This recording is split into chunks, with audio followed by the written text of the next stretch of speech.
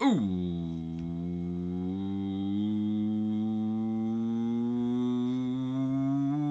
What's up, everybody? My name is OMG, WTF, LLF, WBRB.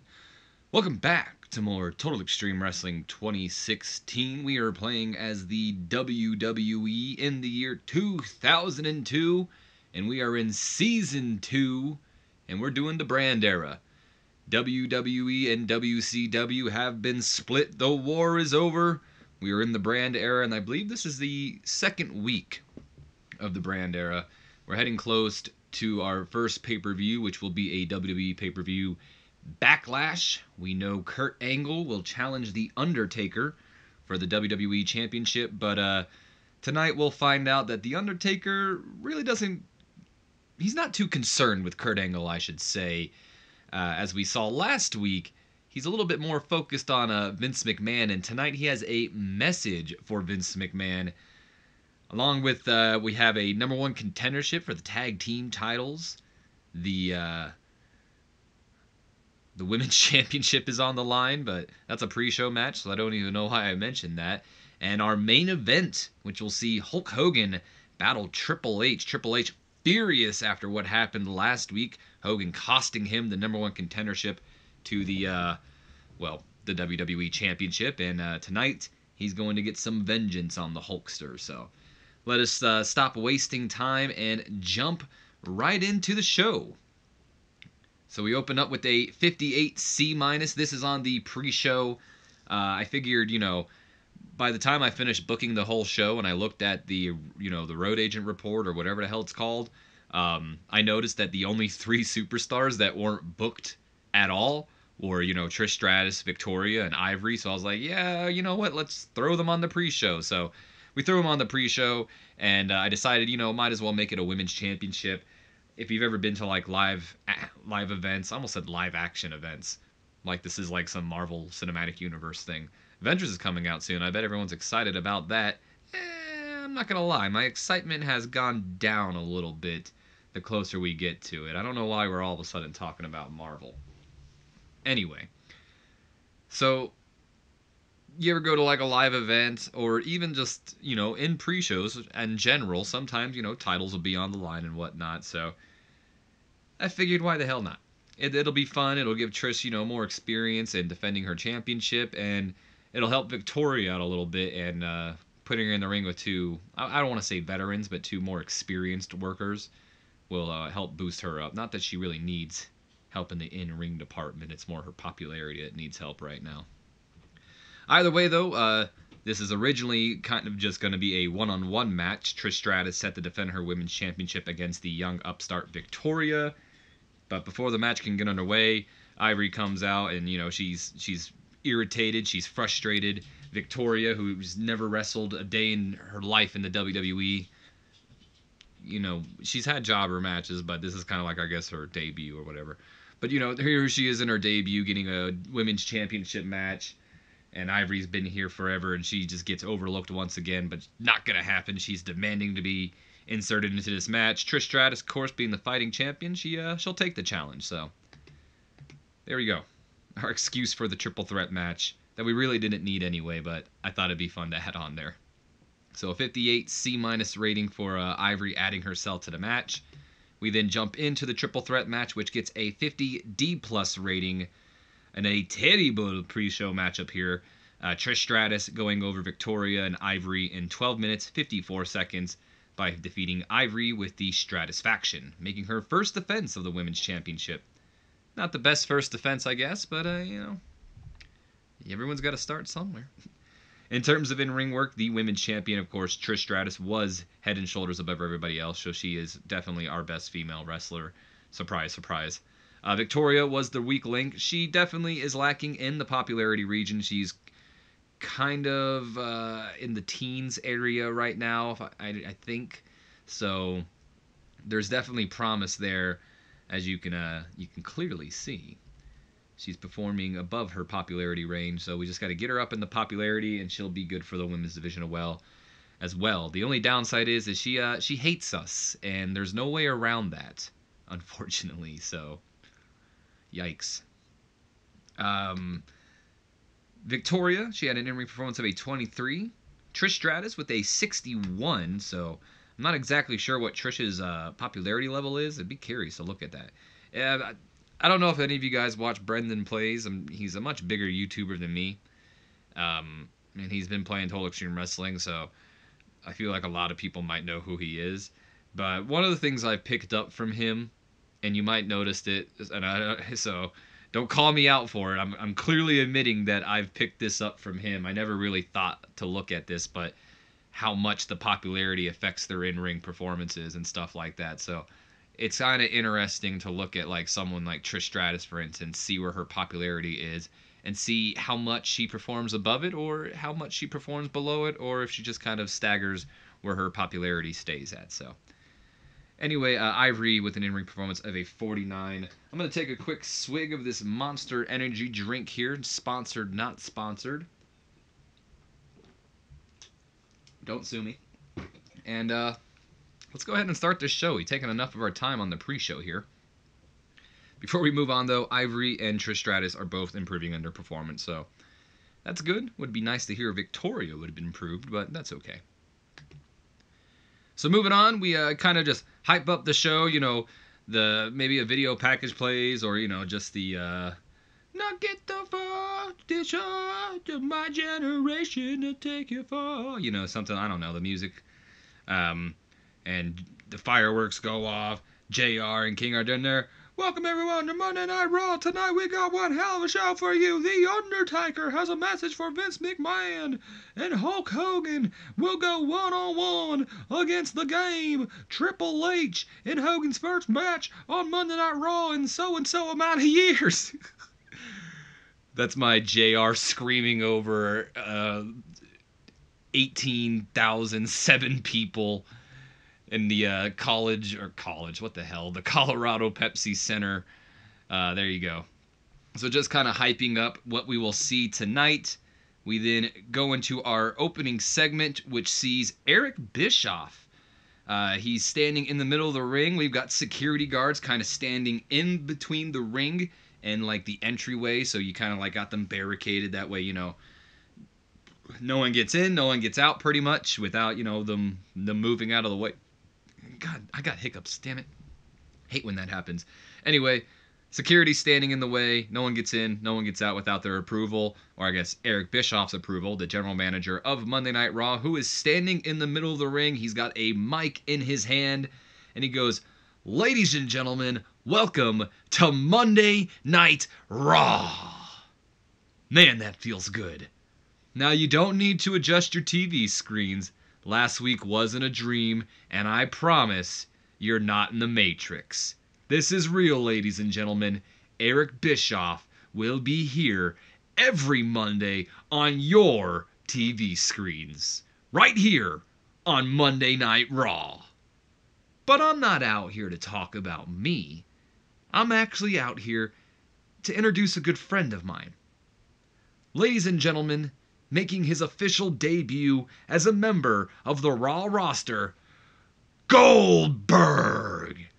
And that's when we have Goldberg's music begin to play. The camera takes, you know, we go backstage. Security, you know, they're at Goldberg's door. They get word that, you know, he's here. And they open. No, they're not even at Goldberg's door. Excuse me. They're at the parking lot area. So they get the word that, you know, Goldberg's here. They open up the parking lot door, and out walks Goldberg, who's just arrived to the arena. Security surrounds him. They walk with him as they accompany him all the way to the ring, making sure no certain rhino can get in the way here. And of course, once Goldberg has made it to the ring, Eric Bischoff, they shake hands. Maybe Goldberg, he gives him a mic. And Goldberg begins to speak. Oh, I guess he doesn't. Excuse me. I misspoke. Maybe I should wait till I jump down the door. Eric Bischoff maybe gives him a hug, or I guess he does give him a hug. I would imagine Goldberg doesn't return the hug, though. It's a one-sided hug there. And Bischoff begins to speak, I guess, instead of Goldberg. And he goes, "Bill, it's good to see you, man." But, you know, before Goldberg speaks, he's got to pull out his handy-dandy notebook, so let's go ahead and do that. By the way, if you guys are curious, backstage is still at 0%. We've got a solid goose egg staring us in the face. So, gotta do what you gotta do. And that is my bad. My bad, as the great R-Truth would say. My bad, guys. Anyway, Goldberg takes to the mic and he says, Yeah. What's with all the guards, Eric? Come on, Bill. You know what the guards are for. I know what they're for, but I want to hear you say it. So don't make me ask again. What's with all the security? They're for yours, but mostly my protection. I don't need no damn protection. Well, like I said, they're more for me anyway. Bill, just ignore them. Because I brought you out here because I wanted to talk to you about your future on Monday Night Raw. My future? Look, Eric, the only thing that Goldberg has his eyes on right now is that piece of crap Rhino. So let me tell you why I came out here. Spelled in a very, interesting way. I came out here to call out Rhino. And when he comes out here, you'll tell these guards to move out of the way. Because I'm going to kick his ass. And if they get in my way, I'm going to kick their ass. And if you get in my way, I'm going to kick your ass. You understand? Good. So with that being said, oh Rhino, you did something even your mentor couldn't do. You took me out. But can you do it again? Goldberg, he kind of works on that throat there, I'm not going to lie. But practically on cue, that's when Rhino's music goes off. And I'm not going to lie to you guys. I'd like to imagine, if you listen to Rhino's theme, go ahead, pull it up. You can press pause or whatever. It's kind of, it's got an interesting opening riff to it and all that. And I don't know what it is about that opening riff to Rhino's theme, or just Rhino's theme in general, but it just screams Disturbed to me.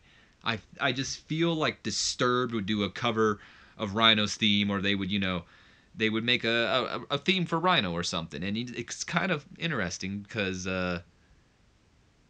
didn't they do a cover for Stone Cold Steve Austin?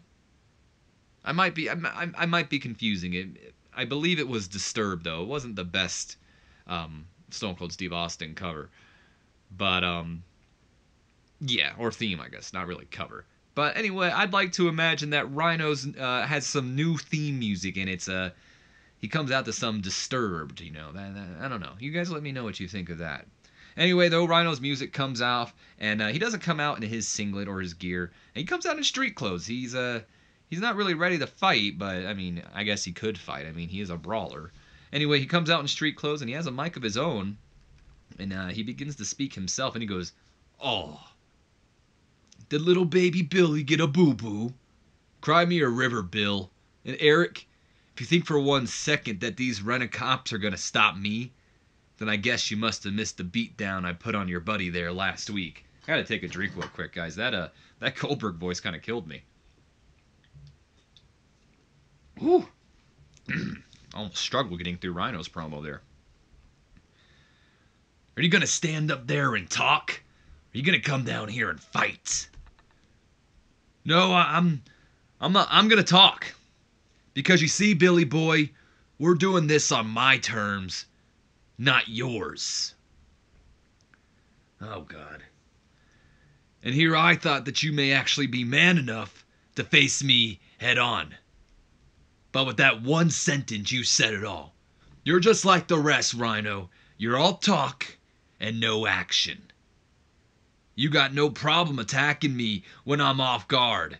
But when I call you out and challenge you like a man, you tuck your tail between your legs and back out like the bitch that you are. Ooh, he said a curse word. Don't you dare take my patience for cowardice. I've learned a lot from Austin over the past year. And the one thing the snake has taught me is to take my time and calculate my moves. My Rhino and Goldberg are very similar, so I'm trying to make them different so you guys can tell who's different. So in other words, golly, that Goldberg kills you. It's almost as worse as Vince McMahon. So in other words, strike when I'm not looking like a bitch. Ooh, he said it again. And Rhino, he gets a little riled up, you know. I mean, just got called a bitch twice. But he's not falling for Goldberg's trap, and he goes, "You can try and rile me up all you want, but it won't work, Billy. You want me? Then we do this in front of an audience that's paying. We do this at Backlash, the first ever Raw pay-per-view." And then Goldberg kind of just rolls his eyes. You know, it's all predictable to him. In fact, he even goes on to say, "You are so damn predictable. Fine. I don't care where it is and how many people are watching. At Backlash, you're next." And he like throws the mic down because, you know, he's made his mark. He said his catchphrase, but Rhino, of course, has to have the last word. He goes, "No, Billy. You're next. Just be sure to invite that family of yours. I'd love to see the look on your boy's face when he watches his favorite superhero fall at my hands." And of course, that makes Goldberg just freak out. You mentioned his family, you mentioned his baby boy, who may or may not be born at this time. I don't care. For storyline purposes, he's born at this time. We'll say he's 3 years old. It's just how it is. Sorry. The timelines, something's happened. Anyway, Goldberg freaks out. He is not very happy that Rhino has brought his family into this. He's trying to go after him. But of course, remember, we got all those guards there. I mean, in a way, Eric Bischoff, you know, he just didn't want any chaos. And he's got a whole Goldberg back there, too. So while the guards are holding Goldberg back, preventing this from, you know, becoming an all-out brawl, Rhino just kind of smirks, takes the mic one last time, and he goes, "Who's predictable now?" And he drops the mic himself and walks off. Now, here's the problem sometimes when you're booking these angles, and you book them over, you know, days and weeks and all that, and you kind of forget what you write and all that.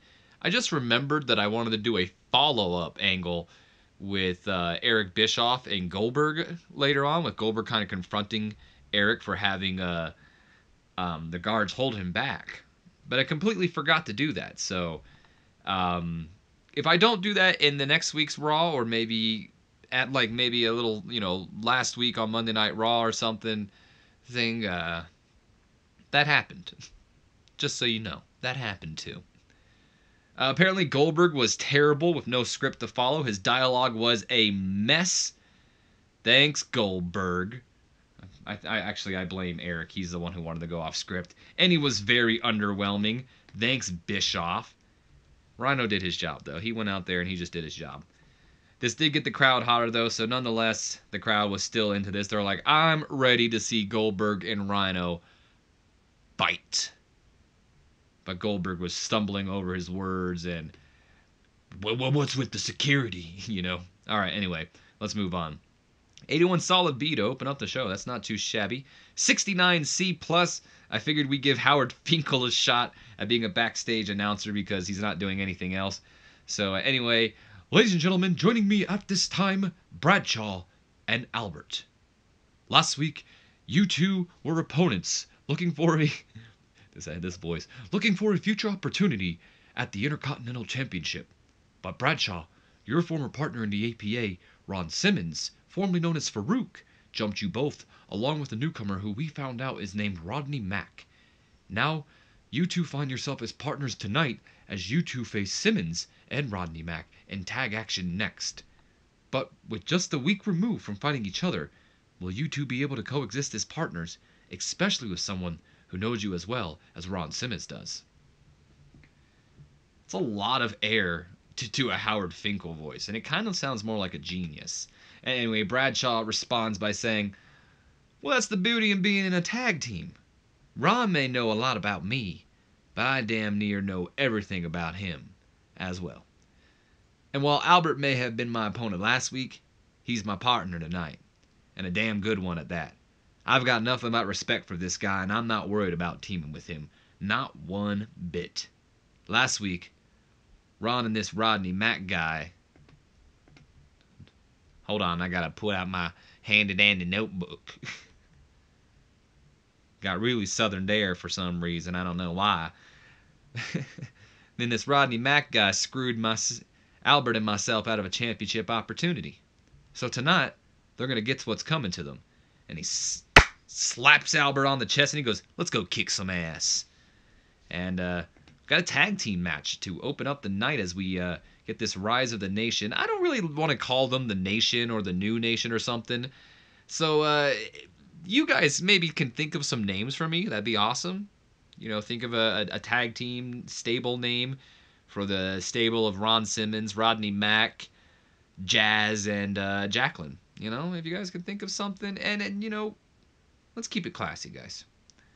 Anyway, gain some heat for that storyline. That's awesome. And we move on to our next segment, which I believe might be the tag team match. Yes, it is. When we come back from our, I don't know what the hell, commercial break. There we go. Come back from commercial break for tag team action, which gets a 65 solid C rating. And Rodney Mack is just going to have to work his way up.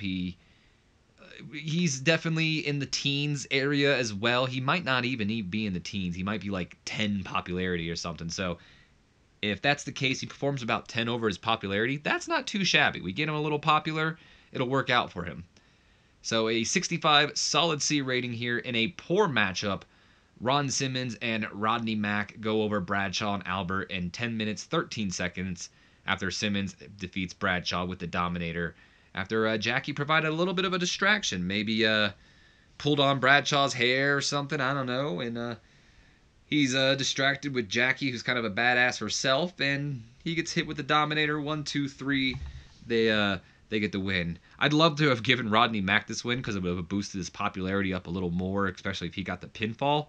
But neither of these two were having it, so we had to have Ron Simmons win this match. Anyway, Ron Simmons and Jacqueline, apparently a good pairing. They play off each other well.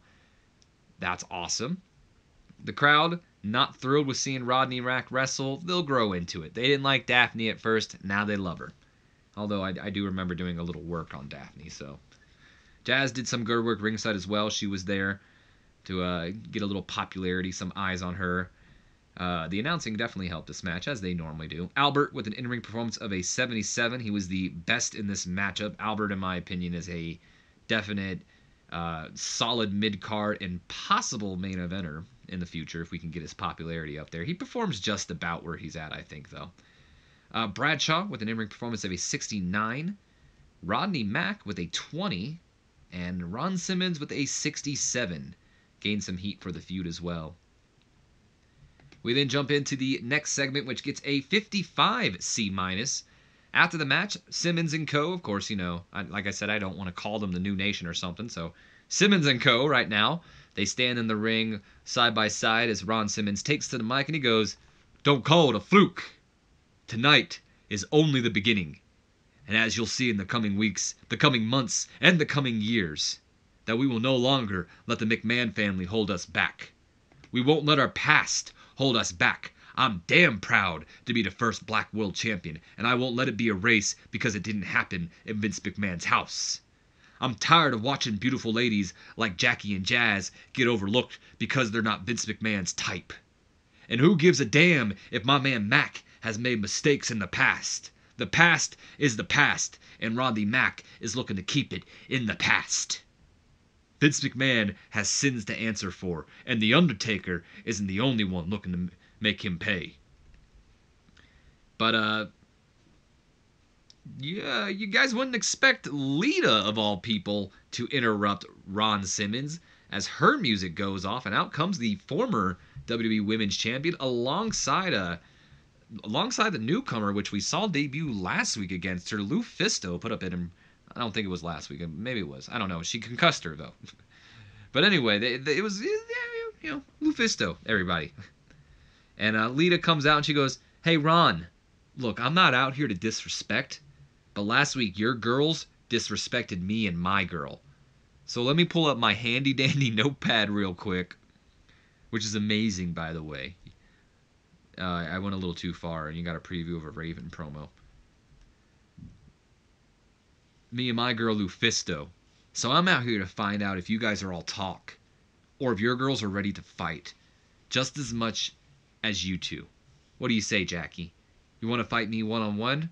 Or are you too afraid that I'll show you you're really not all that?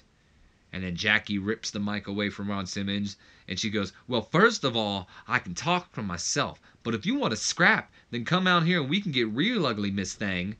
And Lita, she takes that as an invitation, so she throws the mic down, she rushes towards the ring, and we're going to have a one-on-one match between Lita and Jacqueline. That was originally going to be Jazz versus Lita, but Lita did not want to take the loss, so I didn't want to have Jazz lose either, so we went with Jacqueline. It did lose some heat for that feud, but hey, Jazz is learning to show more charisma. That's awesome. You need that in this business. And we move into our second match of the night. A one-on-one match between Jacqueline and Lita. Gets a 64 solid C rating here. We have a poor matchup, though. Lita going over Jacqueline in 7 minutes, 39 seconds after Jackie was disqualified when Jazz ran in and attacked Lita. So Lita maybe it's Maybelline. Maybe looking for a twist of fate or something. Jazz not having it, goes into the ring and attacks her from behind or something, and referee just has to call for the DQ, and we get a little bit of a 2-on-1 for a few minutes here, or a few seconds, I should say, because I'd imagine Lufisto is there. And yeah, we'll see in just a second as we jump into the next segment. Jacqueline with an in-ring performance of a 46. Lita with a 58. That is a 58, not a 56. Jackie is improving in her performance as well. Awesome. Not a bad match, girls. And then afterwards, we go into a 46 solid D rating here. It did lose heat for the storyline that was gaining heat this whole time. The match does end in DQ, and afterwards, Jazz attacks Lita, and she continues to brawl with the former women's champion, despite the match being over, of course. Lufisto rushes in the ring and takes Jazz down, but Jacqueline gets involved as well. And before you know it, we have all four women, exchanging shots. Where we got Ron Simmons and Rodney Mack, and now the Hardy Boys, who rush down to the ring as well, trying to separate, the four women. So Simmons, Mack holding back Jackie and Jazz, Jeff and Matt holding back Lita and Lufisto, and the crowd is just pretty much chanting, "Let them fight, let them fight," So yeah, things are getting heated up right now. Did lose some heat though, and Matt Hardy's still teasing that heel turn. Is he gonna turn? Is he not gonna turn? Who knows? Who knows? I'm pretty sure we all know. 67 C+ for the following angle as Static takes over the camera, and when the cameras come back on, it's zoomed in on that swinging light bulb that we all know so well that's just become associated with the flock. And we see Raven. He's kind of walking in a straight line. Think like military style, back and forth. We got all four of the members of the flock standing in front, standing. And in front of them, we got, Raven. He just walking back and forth. And you can see Daphne. She's kind of visibly shaking. She's crying. And Raven, Raven approaches Daphne. He looks at her. He goes, "Don't worry, my sweet Daphne. I know a bond between mother and child is sacred, and I know things have been bleak, but I promise you, sweet, sweet Daphne, that if you continue to follow the flock, we will get your golden baby back away from that Barbie doll." Then Raven kisses the back of Daphne's head. He's walking behind them, not in front of them. I don't know if I mentioned that. And he moves on to Boss Man and Saturn, and he goes, "You two, I seek that you may not believe in the flock's message." And then the camera pans over and you see Boss Man and Saturn's face. You can see they're both clearly nervous, even sweating a little bit, because as we've come to learn, Boss Man and Perry Saturn are actually undercover agents trying to bust Raven and the flock, Raven being a cult leader and all that. Raven continues, "You two, I seek that you may not believe in the flock's message." I already said that, excuse me. "I get the feeling that maybe you have other ideas. But I still trust you, boys. I still believe in given time." Pull up the handy dandy notebook. Here we go. "You'll both fly with the flock. And tonight, you'll both see that following the flock has its many rewards. after you beat 3 teams on your journey to bring the tag titles back to the flock. And then Ryan, I don't know what the hell I was trying to say there. And finally, Raven turns his attention over to Vampire and he goes, and then there's you, my child, the failure of the group. You were supposed to kill the Cruiserweight division. And while you got so close, you ultimately failed. But that's all right, my child. Because it is in failure that we learn the steps to success. And with the flock's guidance, we will bring you back up. And that starts tonight, when you will send a message to the Big Red Machine for me. Now everyone, say it with me. And this is, everyone says it. Forever the flock.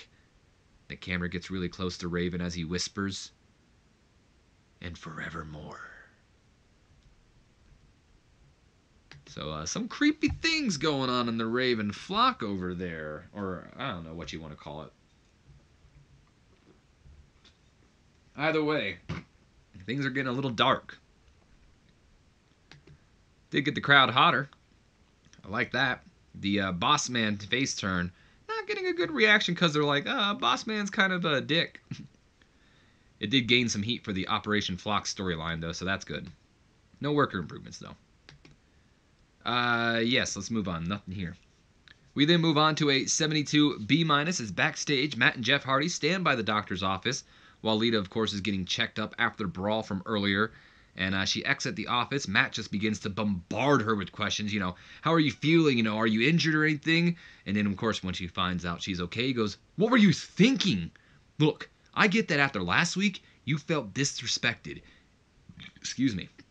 And you wanted to fight for the new girl, as well as show her that she doesn't need to take that. And I get that. And I'm proud of you.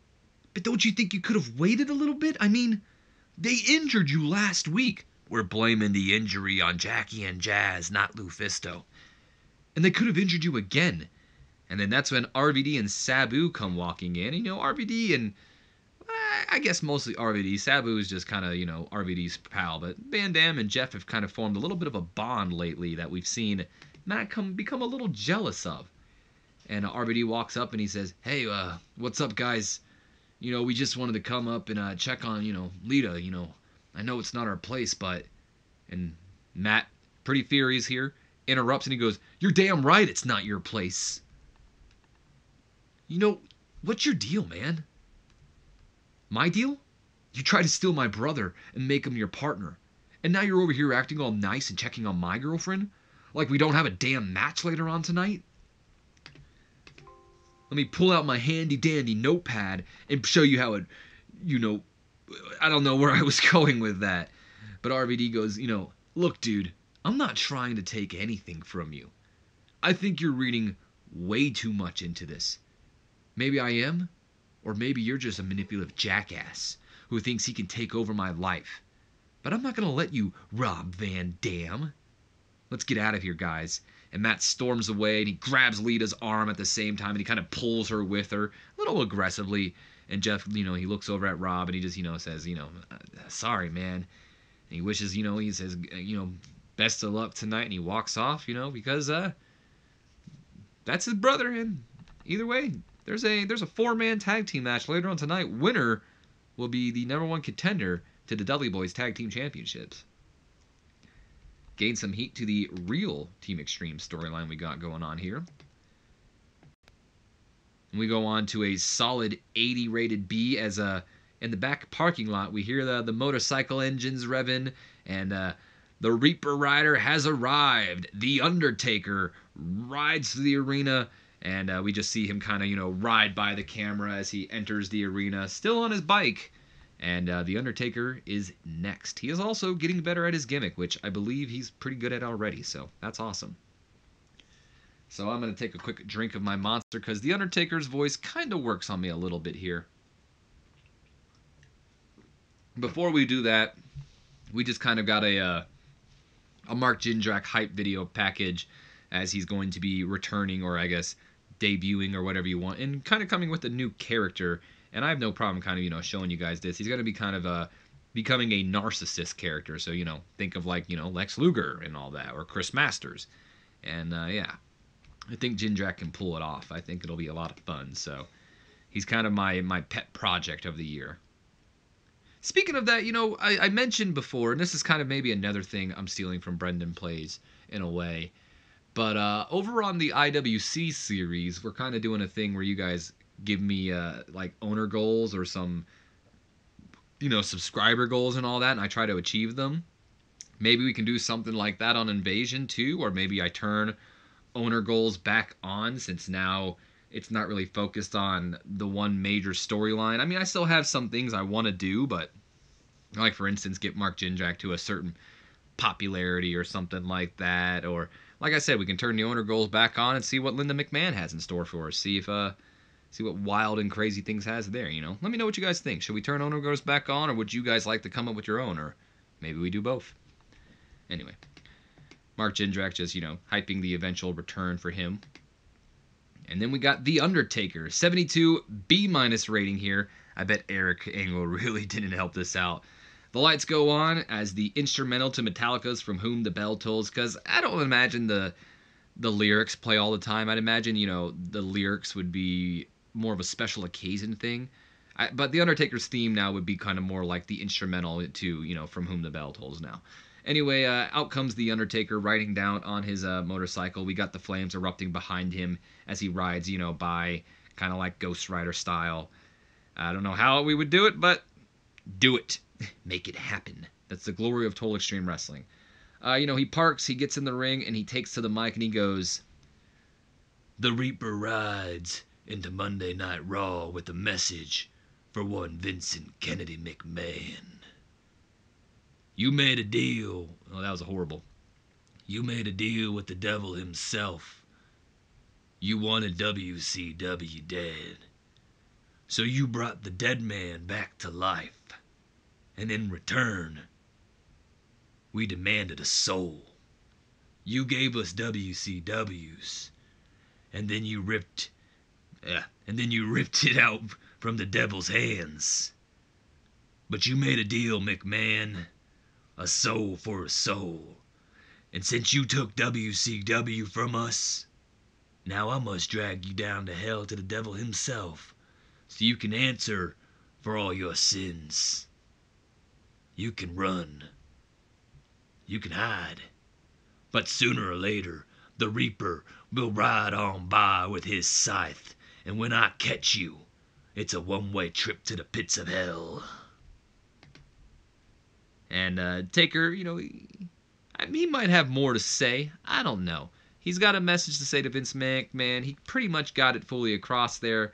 But that's when Kurt Angle's music plays, and out comes the number one contender to The Undertaker's World Championship, alongside his brother, Eric Angle, who is more kind of an anchor, it's looking like right now, than anything. But hopefully being in these big segments with the likes of Angle and Taker will help boost him up a lot quicker than usual. Anyway, out comes the Angle brothers, and Kurt goes, "Alrighty now, I think we've all heard just..." Hold on real quick, I gotta pull out the handy-dandy notepad. What's my line again? "About enough of your hibby-jibby. I don't know if you're aware, dead man, but you're not facing Vince McMahon at Backlash. You're facing Kurt freaking Angle. And if you take your eye off the ball, then I'll make you famous." And then Taker stares Kurt right in the eyes and he goes, "Let me make one thing clear here, Boy Scout. It doesn't matter if it's you, your brother, or God himself. Come Backlash, I ride in as the WWE..." Give me that damn handy-dandy notepad. I forgot my lines. "I ride in as the WWE champion, and I ride out, still, the WWE champion. Only difference is I'll ride out along with Vince McMahon dragging behind me on our way down to hell." And now Eric Angle of all people, bold of this rookie. But then again, you got to remember, he's the older brother to Kurt Angle, so maybe a little protective over his baby brother. He takes the mic from Kurt and he goes, "Okay, look here, Lurch from the Addams family. I don't think you understand who you're up against. You're not facing no ordinary man. You're taking on a freaking machine. You're facing a man who's won a gold medal with a what? That's right, a broken freaking neck. But more importantly, you're facing an Angle. And we Angles ain't no ordinary men. We're genetic freaks." And Taker is not amused by Eric Angle, and he grabs him right by the throat. But before he can chokeslam him, Kurt, he kind of butts in and he distracts the dead man. He goes, "Hey, your problems aren't with him, pal. And they sure as hell aren't with Mr. McMahon. The only thing you should be focused on is me. Oh, it's true. It's damn true." And then The Undertaker lets go of Eric. He looks at Kurt once again. He goes, "It's your funeral, Boy Scout." And he gets out of the ring, still kind of keeping his eyes on Kurt the whole time. Him and Angle not leaving their sight. He gets out of the ring. He gets on his bike. And before he rides off, he goes, "Just don't say I didn't warn you." And The Undertaker rides off all the way up to the top. But before he can exit, Eric Angle takes to the mic again, and he screams for him to stop, and he goes, "Where do you think you're going? You think I'm going to let you disrespect the Angle name and get away with it? Who says you even make it to Backlash? Because guess what, pal? I'm challenging you to a match next week on Monday Night Raw. What do you say about that?" Taker kind of smirks a little bit. He looks back at Eric and he goes, "I'll see you next week." And he rides off. And Eric, he's kind of high off it, like, "Yeah, you know what? I'm taking on The Undertaker in my debut match." He's all smiles, and Kurt's just kind of sitting there like, "What did you just do? Are you freaking crazy that you're fighting The Undertaker?" So he doesn't. He's just kind of in disbelief that Eric even did that. But even though the promo itself says a 72 B-, I disagree. I think that's a 100 A star. I know Eric Angle is horrible, but you know what? I'm going to make it my personal mission to get Eric Angle over. Maybe not a main eventer, and I'm not saying he's ever going to be a world champion, but I'm going to get Eric Angle over. I'm going to get him over. You watch. That's my goal. My one mission for this save. I don't care if I can get Mark Jindrak over. He's practically already over. It's not much of a challenge. I don't care about any of my favorite stars, like Raven or, maybe Dean Ambrose if he ever, gets called, or if I ever see him get in the database. I don't care about any of that. Eric Angle to me is one of the biggest challenges of this save, and I'm going to get his ass over. Mark my words. You heard it from me. And he's taking on The Undertaker next week. The balls of Eric Angle. Performance of Undertaker was good. Kurt Angle came across well. They said Eric Angle looked lost out there. I don't think he looked lost. I think he looked high. I think Eric Angle, everyone was like, "Dude, is this guy on drugs?" He just challenged The Undertaker. Holy balls.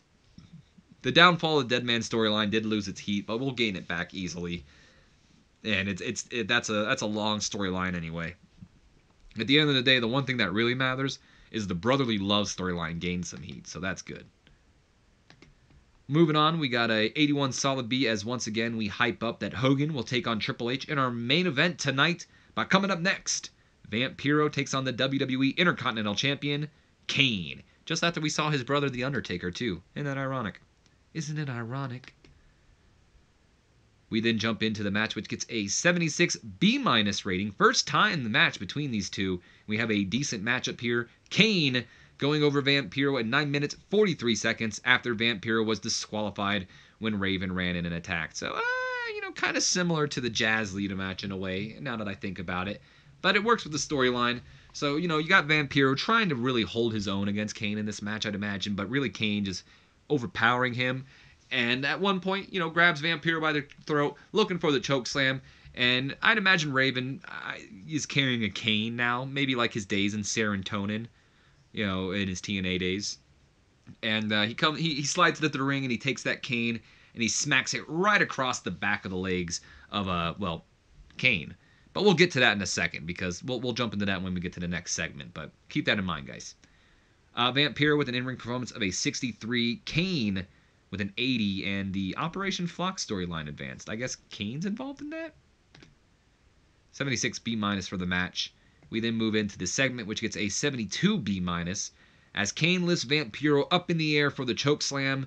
Raven slides into the ring and he takes, it says kendo stick, but like I said, imagine it being more like a walking cane or something like that.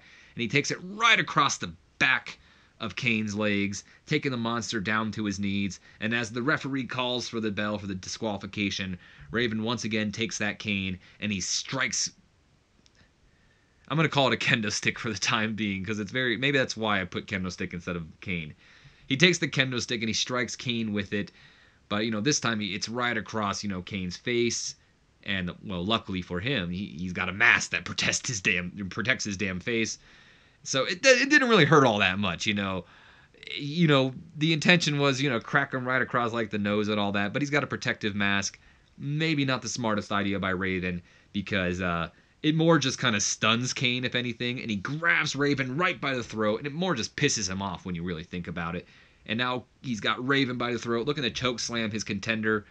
And Vampiro's still there. He comes to the aid of his leader. And he begins to attack Kane's mask. He jumps on his back. He starts pulling on Kane's mask, like trying to take it off. He's turning it to the side so, Kane can't see through the eye holes and all that. Really using the mask against, Kane. So Kane, he can't really see all that well. The mask is, being used against him.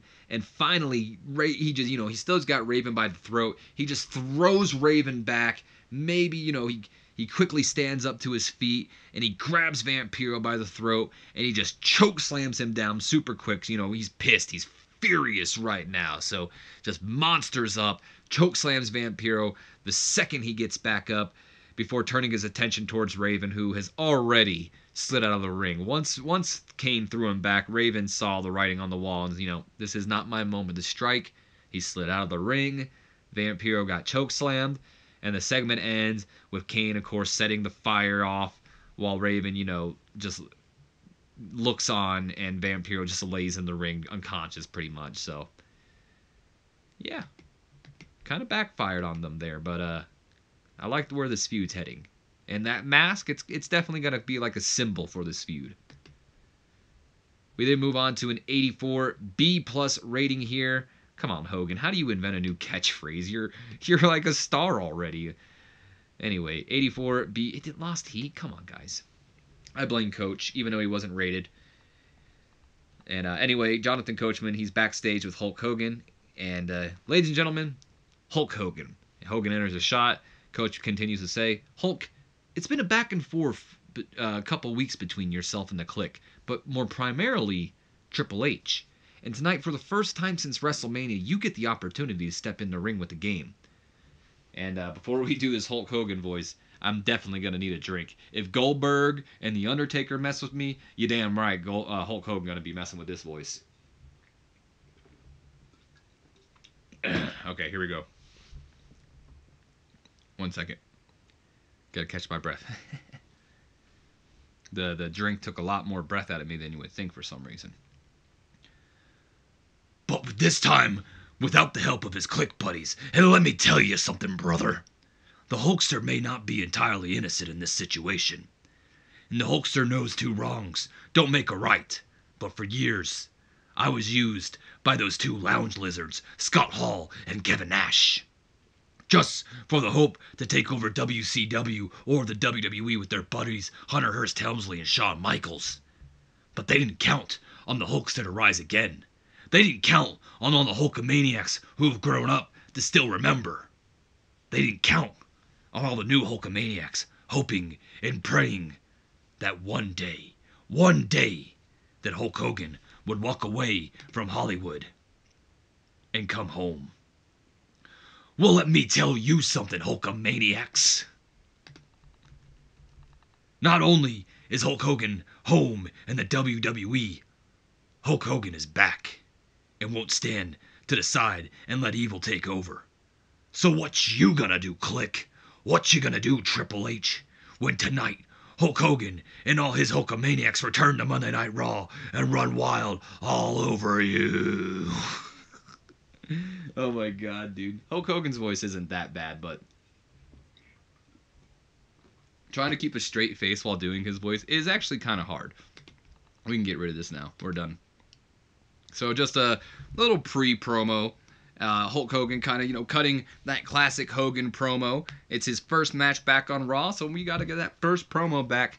And he hits all his keys. The Hulkamaniacs, what you gonna do, all that stuff. Maybe he didn't get the eat your vitamins, but he got the prayers out. Of course, Hulk Hogan was superb without working with script, and he invented that new catchphrase. So is there something here that we can use? Maybe rise again, like the Hulkster to rise again. Maybe, I don't know. Anyway, I did lose some heat for that storyline, but I'm hoping we'll gain that back during the match. All right. So we get ready for our tag team number 1 contendership. I said that backwards. Whatever, you know what I'm trying to say. 4-way tag team match. Winning team is the number 1 contenders for the Dudley Boys WWE tag team titles. 79 solid B rating. We have a decent matchup here. The Flock does it. The Boss Man and Perry Saturn go over the Pimp Party, of course being Val Venus and the Godfather. Rob Van Dam and Sabu and the Hardy Boys, in 14 minutes, 3 seconds after Boss Man defeats Matt Hardy with the Bubba Slam. Maybe a little bit of a taunt. Maybe that's why he did the Bubba Slam. Maybe to taunt Bubba Ray Dudley. I like the thought of that. Anyway, the Flock gets the win. And I'd imagine that Matt maybe kind of cost himself this. Like, RVD hits like a frog splash on Val Venus or something like that. And Sabu sacrifices himself, takes out like Jeff, Godfather, and Perry Saturn. But Matt Hardy looking, get his ego and all that. He waits for his perfect time, goes after Rob Van Dam, hits him with a twist of fate. But before going for the pin, he starts talking his smack and all that, like how he's better than RVD or whatever. And unfortunately, his ego gets the best of him, and Boss Man hits the Bubba Slam. And 1, 2, 3, the Flock is now the number 1 contenders for the WWE Tag Team Championships. Tracy Brooklyn doing some good work ringside. Awesome. Good to see, or glad to see that. And of course, Godfather and Tracy have excellent chemistry. That is going to benefit Tracy well and hopefully boost her popularity as they work, together in the future. Godfather getting better at his gimmick. Sabu, unfortunately, really off his game here. That's unfortunate. Daphne did some good work ringside. She accompanied the Flock here tonight. Maybe helped out as well. And then maybe her and Tracy got a little scuffle at the outside. Jeff and Matt, of course, have their chemistry, as does Boss Man and Saturn. Boss Man still hitting at that face turn, but the fans are like, he's still kind of a dick. Anyway, Matt Hardy with an in-ring performance of a 77. Jeff Hardy with an 81. Good God, I'm going to go on a limb and say that's the best of everybody in this. Val Venus with a 49, most likely the worst of everybody. Godfather with a 50. Sabu with a 50. And Rob Van Dam with a 76. So Jeff Hardy outperformed Rob Van Dam. Perry Saturn with a 63. And Boss Man with a 59. So gained heat for the Real Team Extreme storyline as well. And as for worker improvements, Godfather is improving in his Rumble. And Matt Hardy and Perry Saturn improving in their performance skills. Good match. 79 solid B. I'm happy with that. All right. No, we are okay. So we got a 65 solid C rating, as afterwards the match is over and the Flock are the new number 1 contenders to the WWE Tag Team titles. But as the two men celebrate, Bubba Ray and Devon Dudley rush through the crowd. They jump the barricade. They slide into the ring. And Boss Man, who sees them kind of coming, he goes right after the Tag Team champions, to his demise, unfortunately. Because he got lifted up into the air as Devon catches him in the air and he gets hit with a 3D. Saturn, of course, hears the slam and he turns around and he goes after the duo, but it is 2 against 1 at this moment, and he gets beaten down by the Dudley Boys for his troubles. The duo then begins to set up Saturn for the What up? You know, pretty much that headbutt to the nuts. But Boss Man, who's kind of recovered at this time, pretty much runs into Bubba Ray Dudley, kind of like pushing him off of Perry Saturn before sliding out of the ring and pulling Perry Saturn out with him, kind of retreating while the Dudley Boys stand tall and pose, pretty much begging them, daring them to get back into the ring because they are the tag champions and no one can stand up to the damn Dudleys. And yeah, there you go. Dudley Boys, didn't matter who was going to win that match. I can guarantee that. Whoever would have won it, Pimp Party, Flock, Hardy Boys, or RVD and Sabu, they would have gotten a beatdown for their troubles. Now that I think about it, we definitely need to get RVD and Sabu to face the Dudley Boys for the tag titles at some point before RVD or Sabu leaves. Unless we can get him to re-sign a contract, which I doubt we will. All right, moving on. We have a 78 solid B rating here. Just a quick little segment as the Click has arrived. Of course, the Click does not show up to the show unless they want to be here. And of course, they're going to be here because Triple H has a match. But they're not going to be here for the whole show. They're the main event. They show up right before the main event. And they arrive in style, of course. Kevin Nash, Shawn Michaels, they're looking good. Let's just put it that way. Stephanie, she is looking hot. Triple H, he is looking built, ready to take on Hulk Hogan in an iconic match. This is going to be great. Hopefully. Hopefully Hulk Hogan doesn't bomb. Kevin Nash is getting better at his gimmick. That's awesome. What the hell? What? How did it... What? What? How? Is Hulk Hogan in... What? How did this lose... Why did it advance the segment? What in tarnation? What the fuck? Okay, then. Anyway...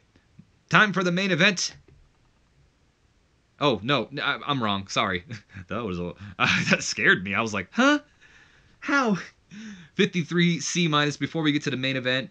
Backstage, the Pimp Party, they're walking, but they're keeping in good faith. You know, they lost, but they didn't lose. They didn't get pinned, so they're still partying. They got women around them. Tracy Brooklyn's there as well.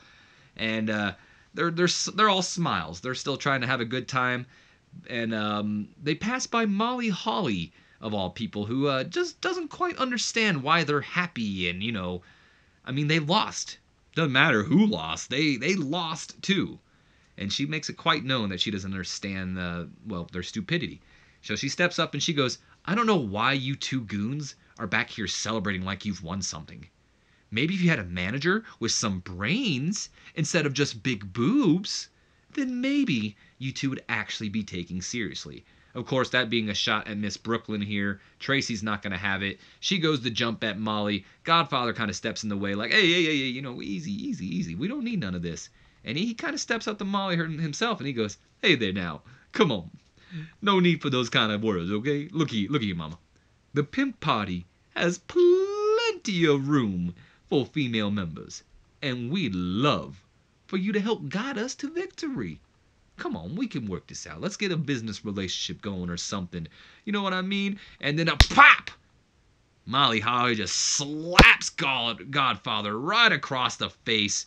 And he looks him, you know, Godfather's kind of stunned. He's sitting there, glasses kind of hanging off his face to the side, holding his face like, oh my God, this bitch just slapped me. And Molly goes, stick to your bimbo. I've got a boyfriend. And she storms off, and like I said, Godfather's just sitting there stunned, and you got Val Venus and, you know, Tracy kind of checking on him. So Molly pulls the classic, I've got a boyfriend. We already know who her boyfriend is. It's Gregory Helms. He's been injured for a while. But, yeah, this goes ahead and starts a feud here between Molly Holly and Tracy Brooklyn, where it's just kind of based off of respect. Tracy's going to earn respect. She's not just some big-boobed bimbo in Molly Holly's words. She's a competitor, and she's looking to put Molly in her place. So there you have that. And now I believe we get ready for our main event. So here we go. Okay. No. But, oh boy, this is not a good sign for Eric Angle so far. I mean, next week, don't forget, The Undertaker will battle Eric Angle in his debut match. And I'd imagine Jerry the King Lawler being like, this is going to be great. We get to see an Angle make his debut against The Undertaker. A lot of people think this is going to be a landslide victory for The Undertaker. I think it's going to be an upset victory for Eric Angle. I mean, he's an Angle. They're genetic freaks. So, we're hyping up, Undertaker versus Eric Angle. 56 C- rating for that. The fans are like, okay, whatever, if that's what you want. All right. Now, is it the main event? No. I'm glad I didn't commit to it. And then finally, we hype up that next Triple H and Hogan is going to be taking place. Why did I do that? I didn't do the Eric Bischoff Goldberg segment that I should have done, but I was like, oh, better throw that in there because I have a minute left to spare, so why not waste it? Okay, this has to be the main event. Okay. Sorry, guys. I'm sure you guys saw this coming. There's no Hogan versus Triple H. I mean, I hyped it up how many damn times in the show?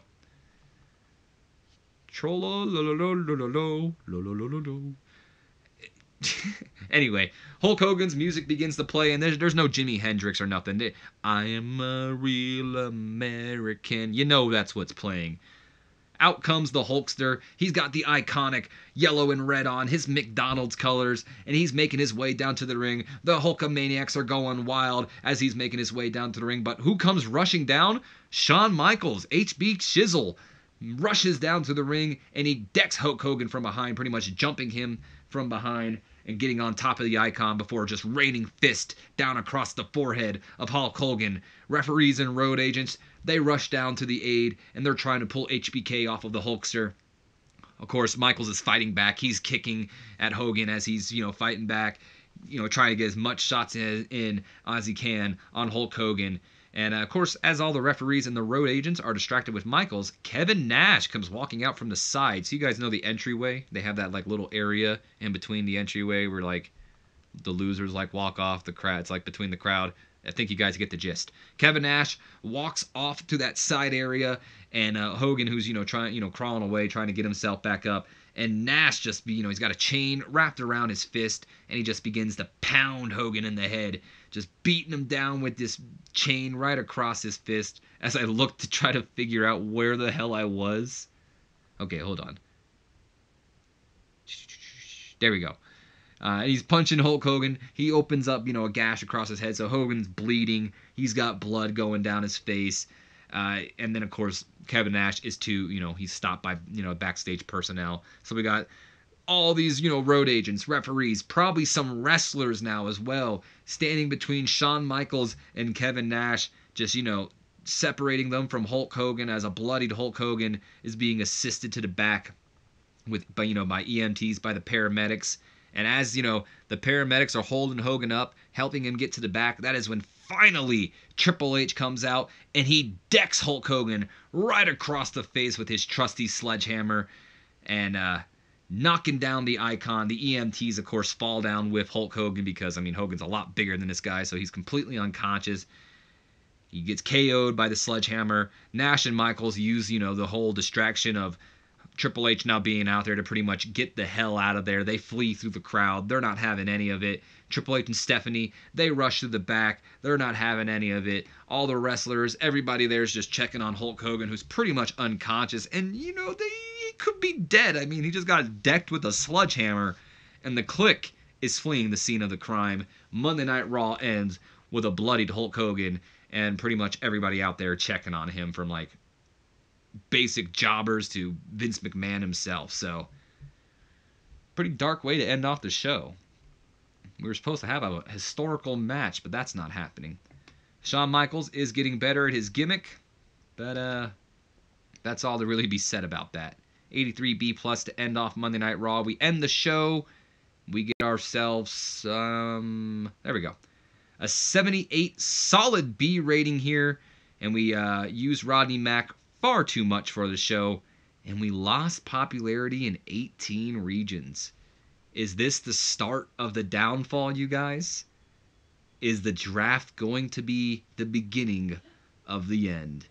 I don't know. Eric Angle might be the beginning of the end. Jeez.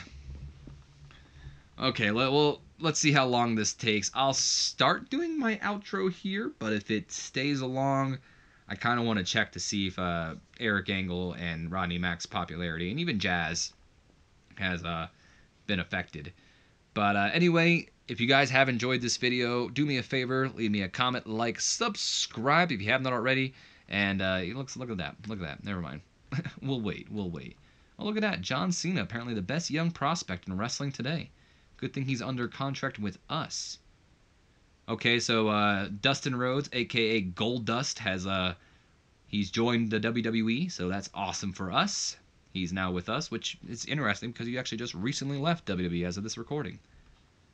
Pat Patterson is now dating someone from outside the wrestling industry. Good for you, Pat Patterson. Kevin Nash says Val Venus does not connect with the fans. We should probably write the kid off. Rob Van Dam says The Godfather sells like crap. Cut him and find someone who knows how to actually work. Damn. Ron Simmons says Eric Angle just doesn't get it and he probably could be cut loose. Tell that to Kurt. And Mark Jindrak. Wow. This kid's kind of getting a big head here. Val Venus is a natural talker and he's worth giving promo time to, in my opinion. Well, Kevin Nash says that he sucks. Mark Jindrak says he's good. Oh no, maybe we'll let him talk. What do we got here? Something I don't want to show you guys? Oh no, it's Bubba Ray Dudley wanting a pay rise. Well, you know what, Bubba Ray? Here you go. We'll give you the full pay rise because you deserve it. Okay. So let's go ahead and let's check this out here. Why are you upset? Oh, the toxic backstage. Okay. Anyway, okay, let's take a look at Mr. Eric Angle here. Let's take a look at his popularity. He's rising up. That's not where I wanted to go. So the popularity for Mr. Eric Angle, he currently sits around an 11. We'll say an 11. That's about where he's sitting. And he started off with pretty much no popularity, so we're slowly but surely getting him up there. And look, he's about a 17 in the Great Lakes. Look at that. Rodney Mack. Look at that. Rodney Mack himself actually doing a little better than Kurt Angle. Or excuse me, Eric Angle. Definitely not doing better than Kurt Angle. Rodney was more, he's it says right now, actually, maybe I was, oh, okay. Well, he was like kind of in the 10s area, and now he's 32, 28, he's getting up there. That one victory really helped out Rodney Mack, so that's a good start for Rodney. And Jazz, I'm not really sure if she's jumped or anything.